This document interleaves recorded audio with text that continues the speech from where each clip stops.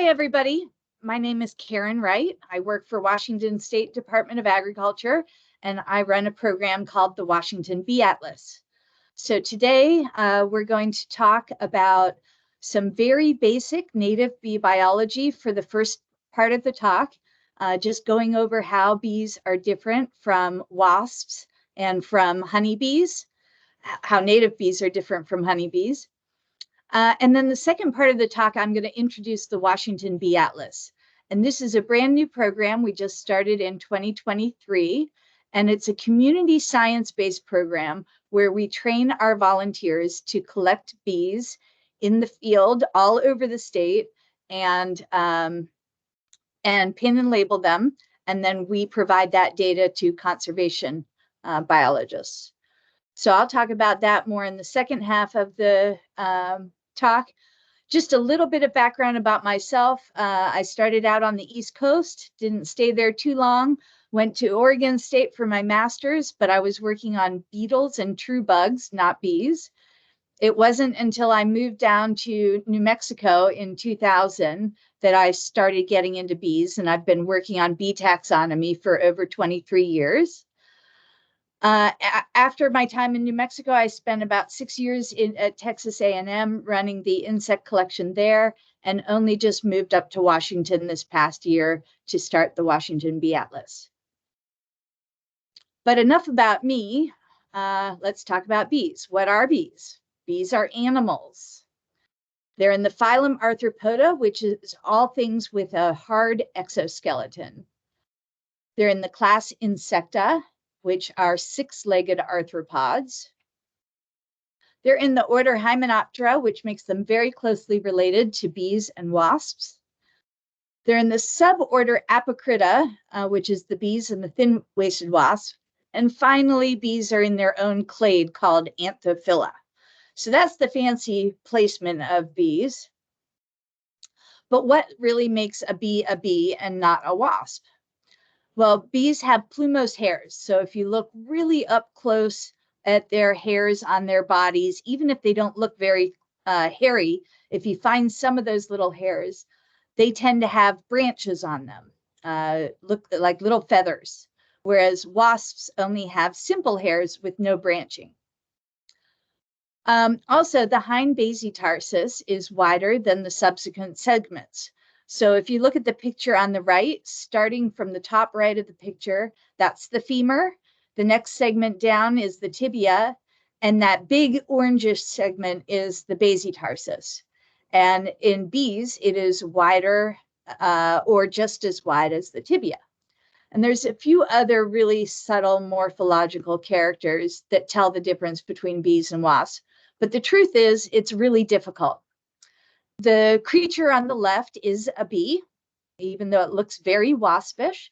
And if you zoomed in really close at those tiny hairs, you would see that, yes, they do have branches on the hairs. And then if you look at the hind leg right underneath the tibial spurs, you can see that the basitarsus is pretty wide. Whereas the picture on the right shows a wasp with a skinny basitarsus. And if you zoomed in on those tiny little minute hairs on the body, they would all be simple. So the main difference between bees and wasps isn't really what they look like, it's what they eat. All adult insects are fully grown. Once they get their wings and after they've gone through metamorphosis, they're fully grown and they don't need any protein to grow. So a lot of adult insects, wasps, bees, flies, a lot of things go to flowers to drink nectar. And nectar is basically sugar water, which gives the adult insects energy to fly around.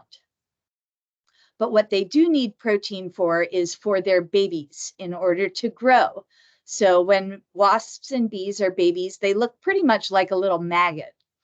And wasps and bees are very good parents. They provide all the food that their babies need to grow. And wasps feed their babies animal protein. And they feed this in the form of caterpillars or spiders, a lot of other insects and arachnids, or even you'll see yellow jackets going to the McDonald's dumpster getting hamburger meat to feed their babies. But bees are vegetarian and they feed their babies pollen. Pollen is the part of the plant that it has the highest nitrogen content, and therefore it's the part of the plant best for growth. So bees collect pollen to feed their babies, and that's what makes them such wonderful pollinators. Bees come in every shape and size and color. There are blue bees, green bees, yellow bees, red bees, bees with really pointy butts, bees that look like wasps, and they come in every size as well. These pictures show two different species of bees. Some bees can be over an inch long, and some bees are just teeny tiny and can be even less than a millimeter long. I believe that the little orange bee on the face of the big carpenter bee is Perdita minima, the smallest bee in the world. So now that's a little bit about bee biology. I want to also talk about the difference between honeybees and native bees. First of all, honeybees are not native to the United States. They were brought over by the early settlers for honey production. This was before we had large-scale crops that required pollination. So honeybees are native to Northern Africa and Southern Europe, and were never found in North or South America before early settlers came. Honeybees are also a domesticated animal, just like the dairy cow. Humans have domesticated honeybees for thousands of years. And one of the results of that is that they're more docile than their wild counterparts, and they produce more honey than they need to feed their young so that us humans can enjoy it, just like cows have been domesticated to produce more milk than they need. Honeybees are highly social. The scientific term for honeybees is called eusocial, which in Latin just translates to truly social. And being highly social means that they have a structured social system. They have a queen bee who does all of the reproduction. They have worker female bees who do all of the tending to the young, foraging for resources, and defense of the hive. And then they have males, also known as drones, which are only produced a couple times a year, and their main function is just reproduction. So honeybees are highly social. Honeybees are very important for crop pollinations, especially in today's modern world of monoculture. So because honeybees are domesticated, they don't mind living in these little wooden boxes, which makes it very convenient for us humans to pick up these boxes and move them wherever they're needed. Especially today with the monoculture, where there's very little natural area for the native bees to live and nest in, we can just pick up and move honeybees around. And that's not to say that native bees don't do crop pollination. They do quite a bit of crop pollination, but they're just not manageable like honeybees. So honeybees, I like to picture them more like a big box store. They have big corporate backing in the form of us humans. They have a lot of potential to spread around. And native bees are more like little mom and pop shops. They tend to be very specialized. They tend to have very strict requirements, and they don't have humans giving them too much of a leg up. So that's my spiel about honeybees. Now I just want to go over the popular conception of bees in general. Most popular conception is based on the honeybee. People think that bees are aggressive and they like to sting people. People think that bees make honey, and people think that bees live in colonies with a queen bee. But the truth is that only social bees are highly aggressive. And this is because they have that worker class that provides defense for the colonies and can be used as sort of a defensive line back.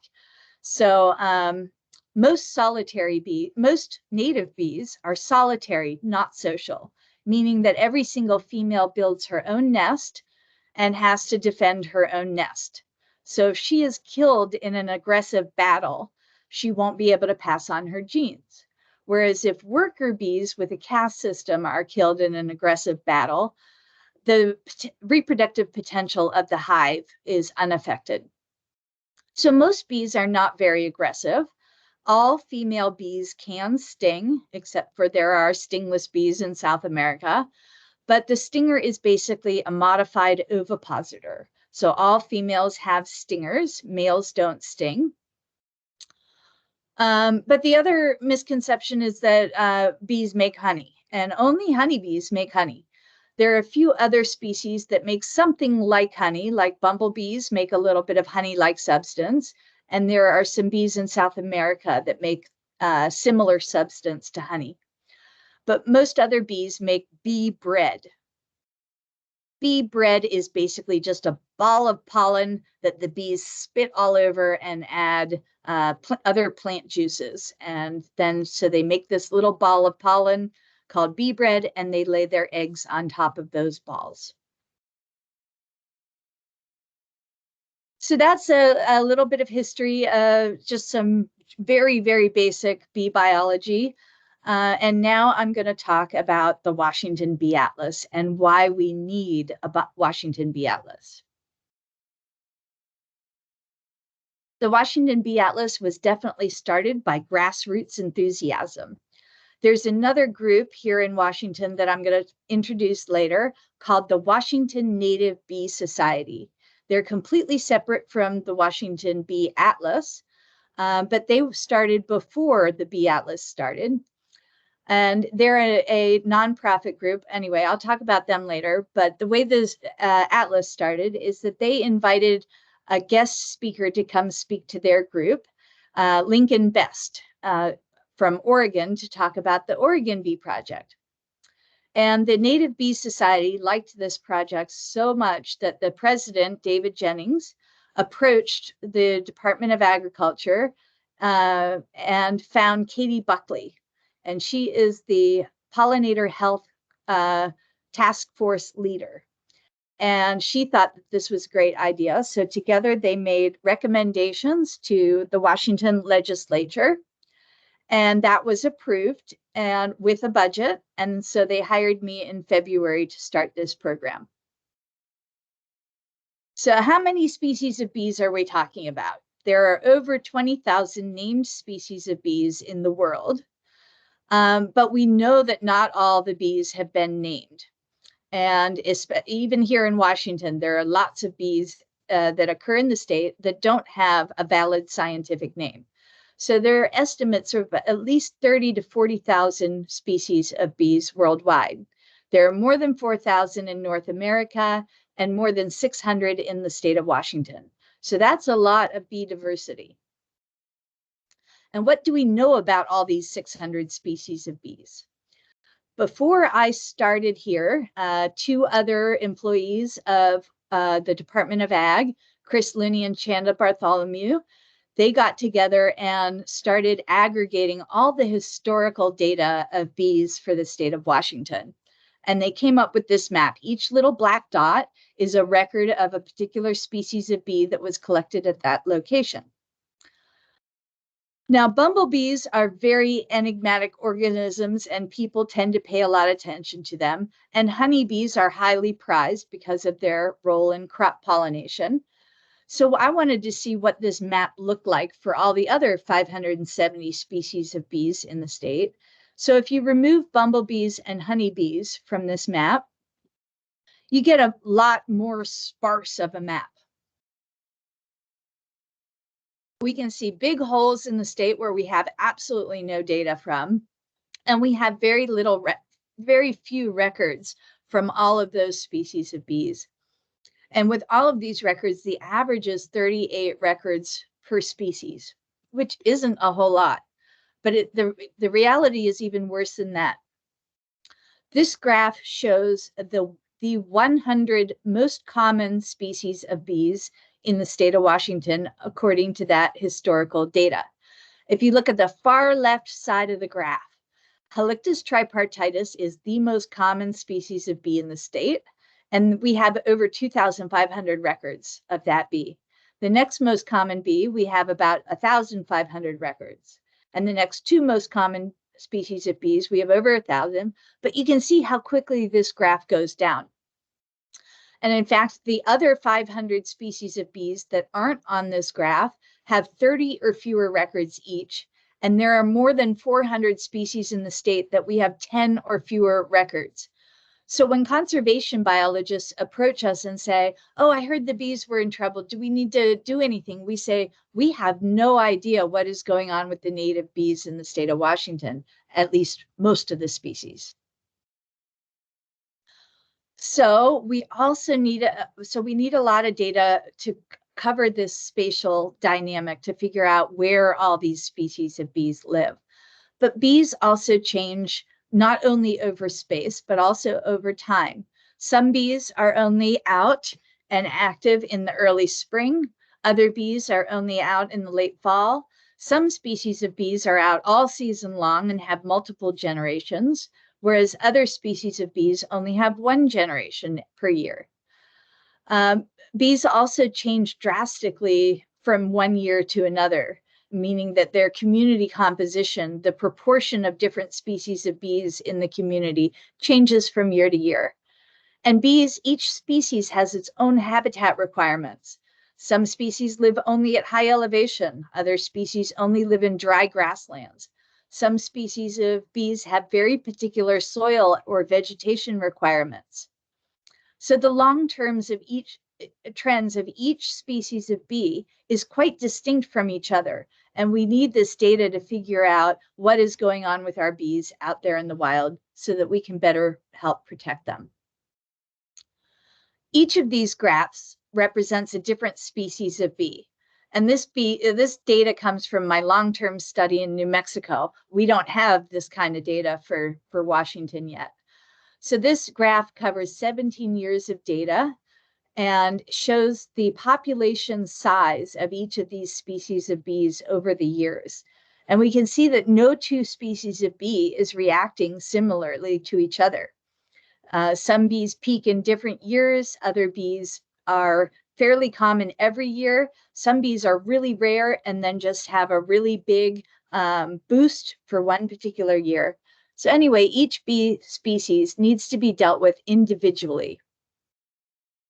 So what are we going to do about this? We want to map all 600 species of bees in the state, and we would like to create county lists so that we can understand our state at a finer level.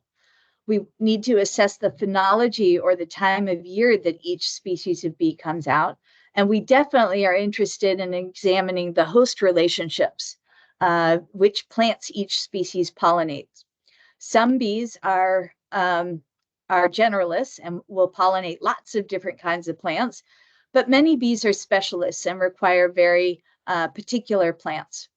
There are 800 species of native plants in Washington, and if you use the 80% rule, probably about 640 of those plants are insect pollinated.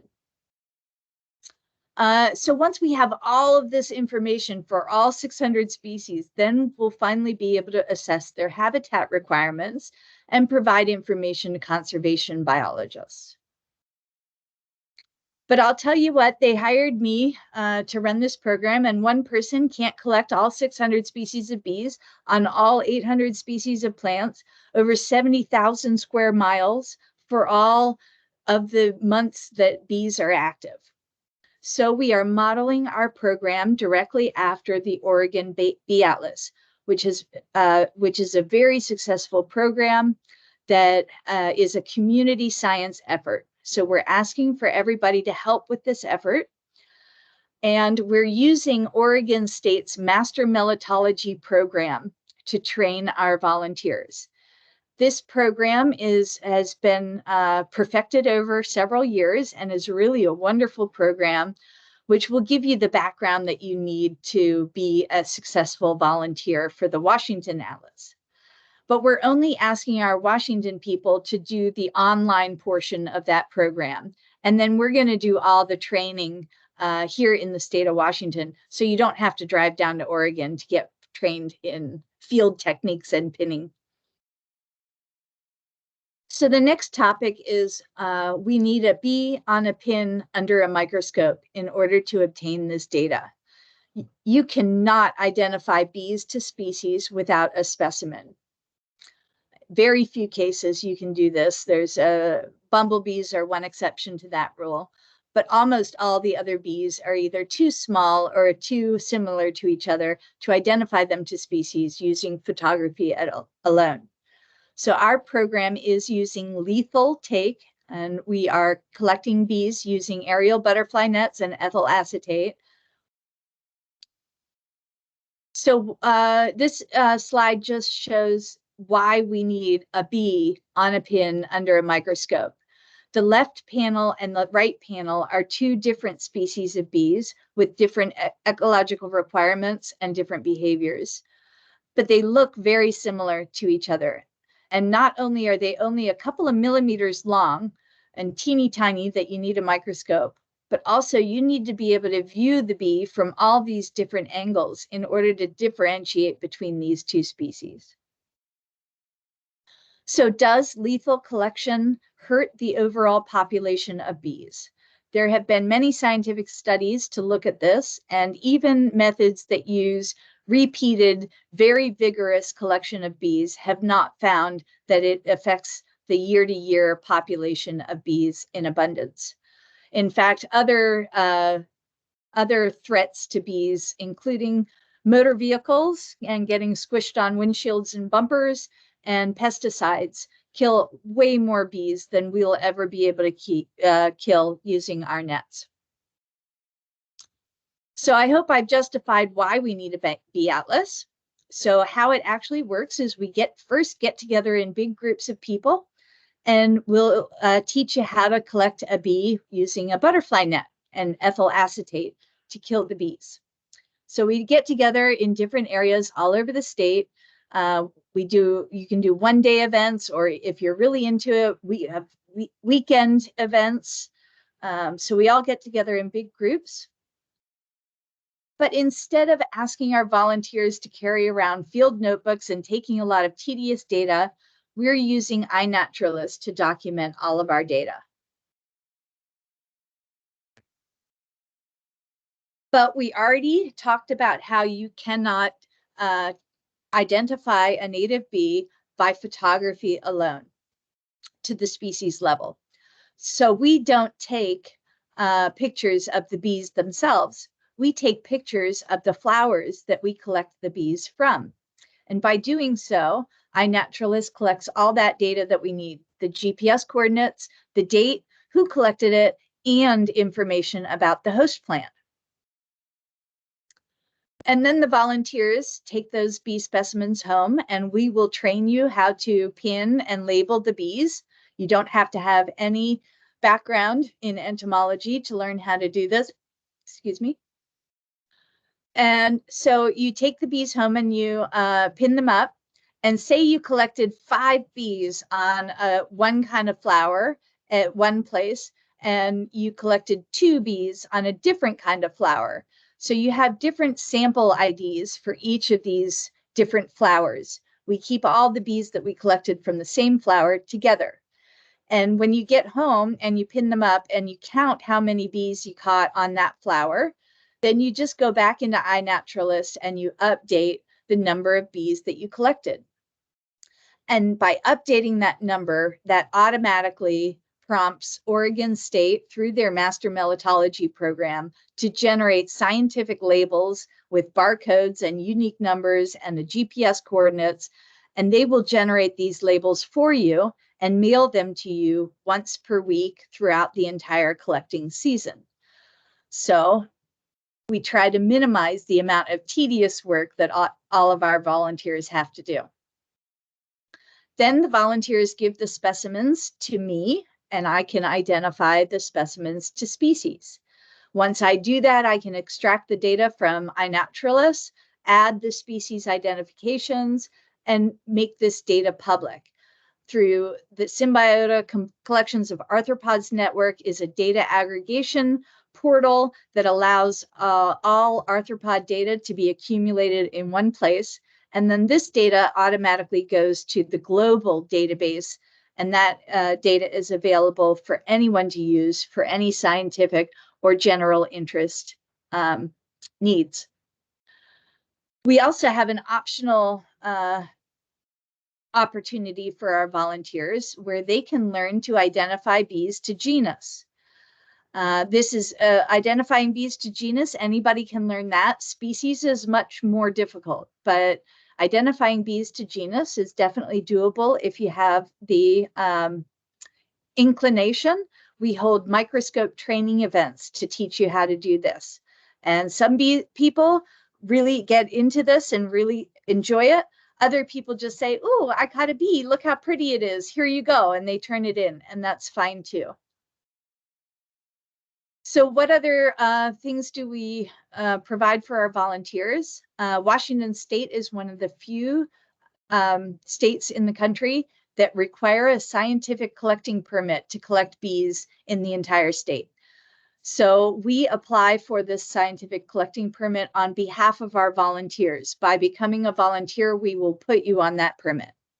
But in addition to that, we need permits from every individual landowner, whether it be private property, national property, federal owned property, state, county, city. All of these require permissions or even permits. And so we help our volunteers obtain access to various land ownership places. What happens to the specimens when we're done with them? I'm currently building a reference collection to keep housed here in Yakima so that I can do the species level identifications. But we are also collaborating very closely with Washington State University, Oregon State, and the bee biology lab that is run by the USDA. So most our specimens will eventually go to one of these collections where they will be available for people to use in the future, whether they need DNA, they want to look at the gut fauna, whatever use these specimens can have to future research. So what did we accomplish in 2023? Well, as of today, we've gotten up to 95 volunteers. So that's pretty rapid growth for the first year. We weren't able to get most of those people trained in 2023. We were only able to get about 20 to 25 people trained at the beginning of last year. But those people put in over 400 hours of volunteer time. We collected over 7,000 specimens on 260 different host plants. So I think that was a pretty good first year. This map shows where our current volunteers live, and this includes our very recent volunteers that have not been trained yet. Most recently, we were able to get some new volunteers from Island County, from Lewis County, and from Okanagan County. But we still have some holes in this map that we need to fill in, and we need more people, especially in those bigger underrepresented counties. The blue stars on this map show where our volunteers were able to make it last year. And so we've been able to cover some area, but we still have a lot more to cover. So if this makes you interested in becoming a volunteer, you can go to our website, and there's a place where you click that says become a volunteer, and just fill out a little form, which will automatically put you on my email list. So that's the first step. We do have some future goals working with DNA of the bees themselves and the pollens so that we can develop some specialized seed mixes. And then, of course, we'll be working with Department of Fish and Wildlife to do species level conservation assessments. Before I go, though, I want to introduce one other group here in Washington. The Washington Native Bee Society is a completely separate organization, separate from the Washington Bee Atlas. They are a nonprofit group, and they focus on education and increasing awareness of native bees. They have monthly meetings online with guest speakers and they share pictures of native bees. So if you're really into photography and you don't really want to kill bees, or if you just want to really learn more about native bee biology, this is a great group to join. So if you're not into taking and actually collecting specimens, I recommend this. And even if you are, many of our volunteers are members of both groups. A little bit more background about what has been going on in Oregon State. Their bee atlas is over 5 years old now, and they've collected a wonderful data set to really be able to look at how the native bees are doing in the state of Washington, as well as their relationships to their host plants. Through this process, they have developed the Master Melittologist program. Oh, and I guess I should clarify, there are two kinds of bee scientists out there. Apiologists are bee scientists that study one species, the European honeybee. Melittologists are also bee scientists, but we study all the other 29,999 species of bees on the planet.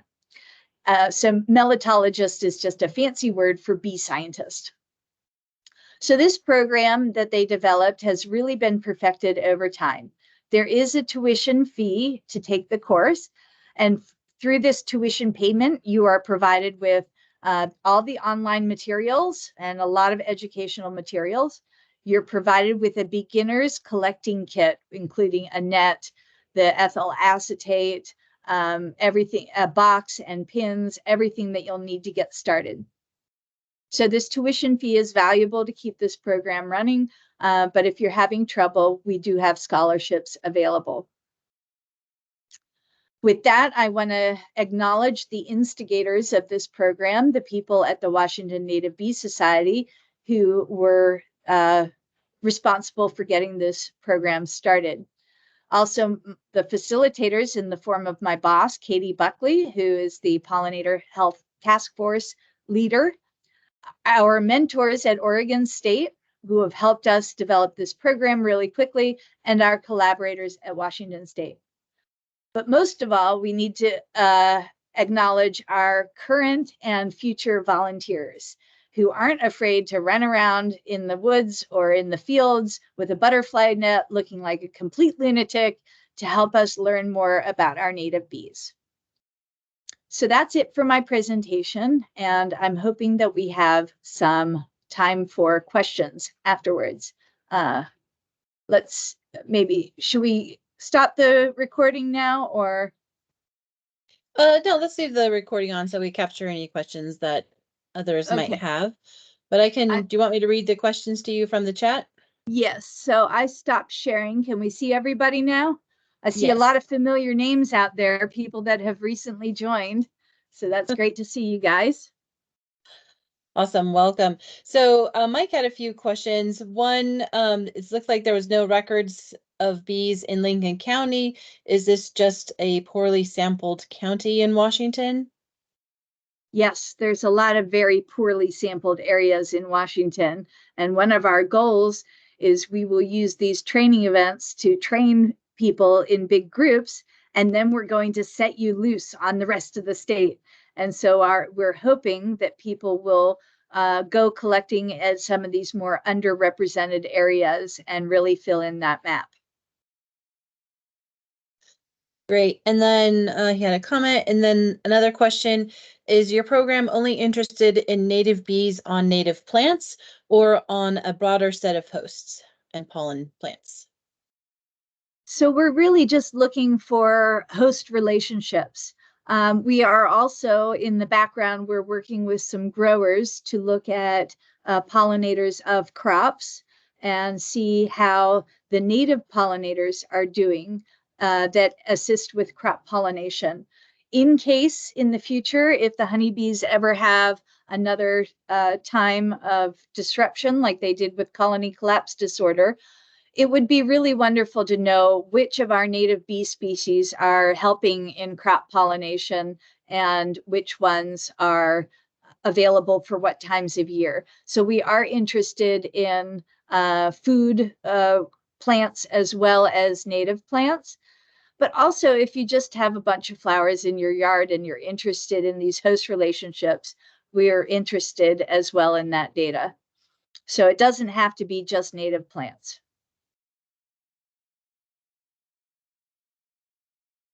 Great.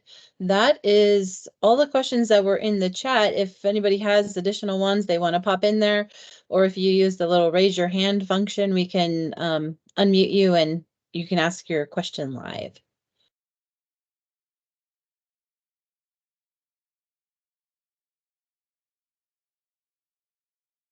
Come on, does anybody have any questions about just the hands-on way that we do things, or is anybody excited and want to come join?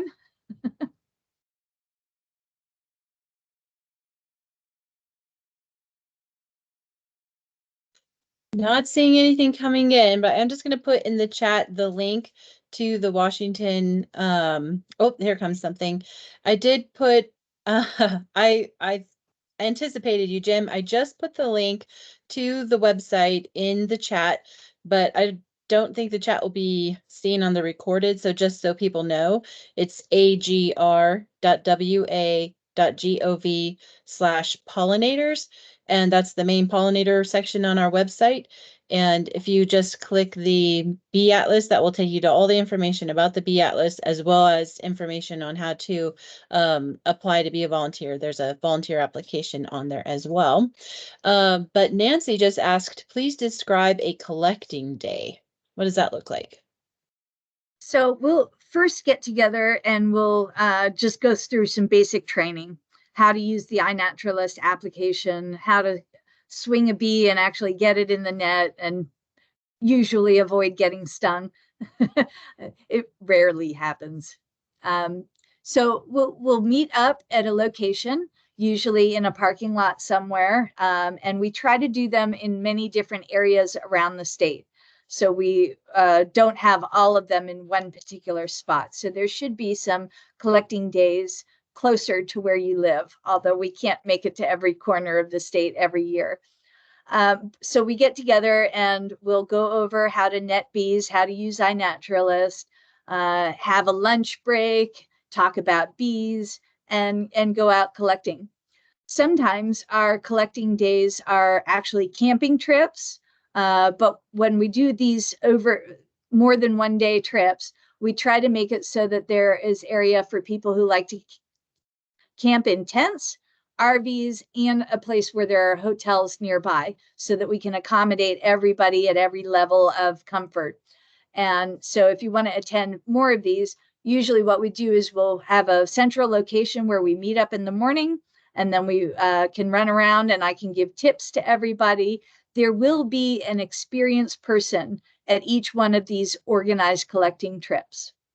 Once you're done being trained and you feel really comfortable and confident, you can just go out and collect in your backyard or wherever else you have permissions to go collect. So we try to make it so that every level of outdoorsiness or just if you just want to stick to your own garden, all we ask is that you attend one of these training events before you go and do it on your own. When we have the overnight ones, we'll also spend the evenings training you how to pin and label the bees. So you don't have to learn all this on your own, although the Master Melitology program will teach you a lot of these basics as well. But some people like to see it in person. Great. So another question, are the in-person sessions always in Yakima? No. So we try to do a lot on the west side because that is where most of our volunteers come from. But we're also having one in Pullman, a couple near Wenatchee, and then we're going to have some things going on down near Vancouver, and we have a few trainings in Olympia as well. So we're trying to, we also have one on Whidbey Island is coming up, and there will be some more in the northwest area of the state this year. Next year, maybe we'll get to the northeast, but so far we have very few folks in that area. But like I said, just attending one of these training events, if you live in the Northeast, then once you're trained, you can go and do wherever we have permissions.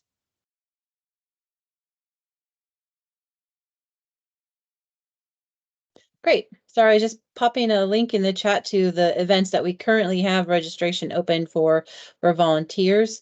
Again, you'll find that on the Bee Atlas website under the volunteer stuff. So another question from Barbara. The cost of the training course is high. Are there any plans to hold training for larger groups like Master Gardeners for the county or the state? So the cost of the training course is high, and that allows us to keep this going, and it will also give you all the supplies that you need. So remember that that cost also covers the price of your net, and the boxes and all the pins and everything that you need. And it is a stretch for some folks, and I do want to reinforce that we have a scholarship program. If you find that this course fee would detrimentally hurt you, then you can contact me inquiring about the scholarship. I'll just tack onto that a little bit. I am also a master gardener, and I've taken the master melitologist training, and it's pretty extensive, very similar to a master gardener training. So it would be something that would be very complicated and difficult. We definitely don't have the capacity to put on that extensive of a training. Karen is actually the only person really working for the program right now, so that would be quite a challenge. But I will also say, as a master gardener, the information that you learn about bees and being able to identify them is much more extensive than you'll get as a master gardener. And I found another question. So all the field trips are training events for new volunteers as well? Yes, all of our field events, new people can come to every single one of them. In fact, we encourage you to come to the group events before going out on your own. So it doesn't matter what your level is. Some people that have been a part of the Oregon Bee Atlas for years now still like to come to every single group event we have. Other people just want to come and get trained and then go off on their own. So all of our group events are open to both experienced and inexperienced people. And a related question, is one training event generally enough training to be independent in the field afterward? I hope so. If I'm doing my job right, then it should be good for just a single training event. And the course requirements for Master Melitology, one of them is to attend one of these training events. So I think that between the online introduction and then actually seeing the process in person, we've tried to make it as easy and streamlined as possible. And so it's not all that complicated. So I think once you get the handle of it, even one afternoon or one day of training should be enough to get you started. It definitely was for me, and I'll just say Karen is a great instructor. She hates my photos of her doing her instructing, but okay, there's another question. How are permits handled for folks who go out on their own? Okay, so we try to help with this as much as possible. Currently, we have permissions and or permits for several different land ownerships. This includes BLM, Forest Service, Department of Transportation property. We don't need to have a permit for any of those properties. For DNR and Fish and Wildlife Management areas, we already have a permit for those places, but they still ask that you contact the local area manager when you're going to go collect. So if you have a wildlife management area that's right behind your house, like I do, all that they ask is that you contact that local area manager and say, hey, I have a permit for this. I'm going to be walking my dog up there and I'm going to collect a few bees while I go. And I already have this permit. So some places, even though we have the permits for them, you still need to just give them a heads up of what activities you're going to be doing. We also have Seattle City Parks, Clallam County Parks, Little Pond Oreille, a National Wildlife Refuge. So if you're interested in a particular park, say that you have a local park that's your favorite one to go to, we can help you apply for a permit for that park and help you get legal access. We want to make sure that all of our volunteers are doing things legally and obtaining access in a proper way. If it is just your neighbor's has a couple of acres that has run fallow and you want to collect on there, all you need is permission from the private landowner. You don't need to go through any special steps. And just one, I think, clarifying point, before you can go off on your own, you have to be on the actual statewide collection permit, right, Karen? Is that correct? Yeah, so as being part of the Washington Bee Atlas, all of our volunteers their names will be put on our permit. We only redo this permit twice a year. So it was just redone in January, and probably by March or maybe early April, we will have accumulated more volunteers. So we will probably put in a second version with added names by then. And the way they interpret this permit is that until your name is physically on that permit, you can't go out by yourself. But you can go out with anybody else whose name is already on the permit. So attending any of our group collecting events, there will always be somebody there who is on the permit until we can get your name physically on that permit. National Wildlife Refuges are a little bit more in depth for applying for those permits. Each wildlife refuge requires its own permit. Currently, we have one for Little Pond Oreille, and we are working on one for Dungeness National Wildlife Refuge. If you're interested in any other national park or national wildlife refuge, we have to apply for those permits in advance. But we can help do that. If there's a particular place you're interested in, we can help with the permitting process. We generally work on the permitting stuff in the winter so that we can hit the ground running as soon as it gets warm outside. But we can see what we can do. Most of these places are really busy during the warmer months as well, so it's better to apply for these permits in the winter. At our monthly meetings, which I should mention, we have monthly online meetings every first Thursday of every month at 6 p.m. And if you become a volunteer, you will get an invite to these meetings. And during these meetings, we discuss, where do we want to go collect in the future? Which places were really good last year and all this stuff. So they're incredibly informal, just community-driven meetings where we're going to discuss where, when, and how we're going to do things. And if it turns out that you're interested in a particular park that we don't have permission on it, we can work on getting that permit. Okay, I think that covers everything. There was a question from John that I didn't quite understand. Let me go back to that. I don't think I got a clarification on that. But he said, interested in programs for the group education. So I'm not quite sure what he meant by that. And I don't think I got a clarification, but if maybe you have an idea. I'm not sure if I'm interpreting that correctly, but if you're interested in group educational programs, I highly recommend contacting the people at the Washington Native Bee Society. They are much better equipped to deal with, for instance, school-age kids or just bigger groups, and doing a lot of good outreach and education. We are focusing more on data collection because the priority for the Washington Bee Atlas is to get this data so that we can make valid conservation assessments for all these species. Our primary goal is not education, but we're working really closely with the Native Bee Society, the Washington Native Bee Society, and their primary goal is outreach and education and increasing awareness. And they can deal with groups and go to fairs and hold tables and booths and all that stuff.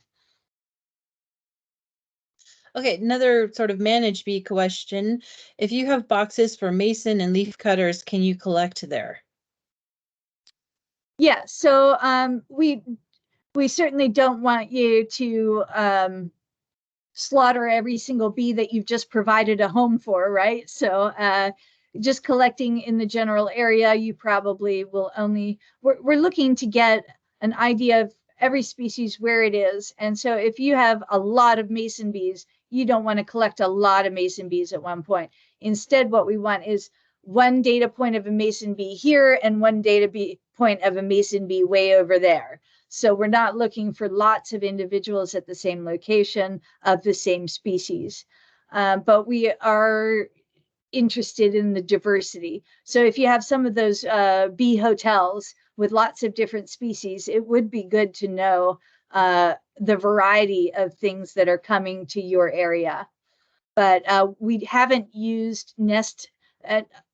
The original name for those bee houses used to be nest traps, right? Because scientists would use those tubes to collect and conduct science on those species of bees that nest in there.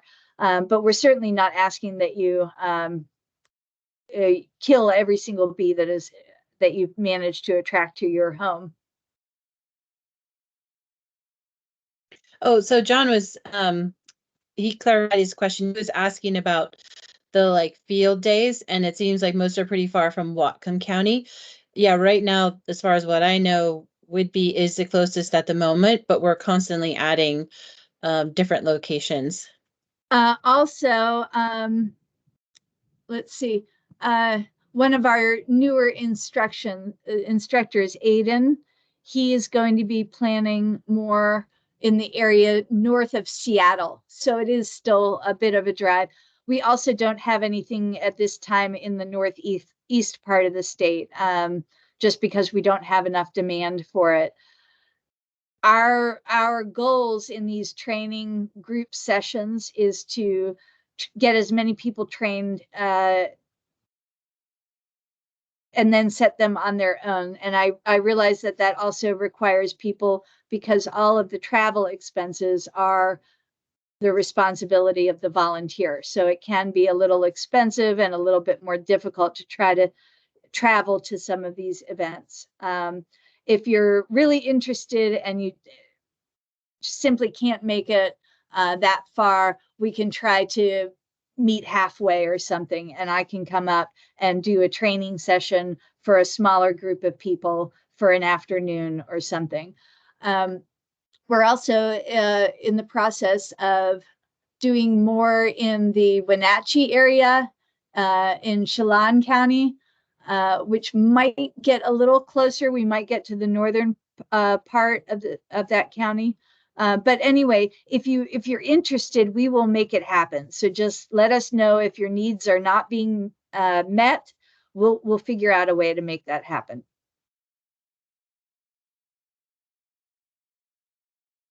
All right. I think that's all the questions that we have. We're getting pretty close to our hour time limit, so I'll let you wrap it up, Karen. All right. Well, all I have to say is that you don't have to have any prior knowledge in order to join this project. We rely on our volunteers for that quality information that we need.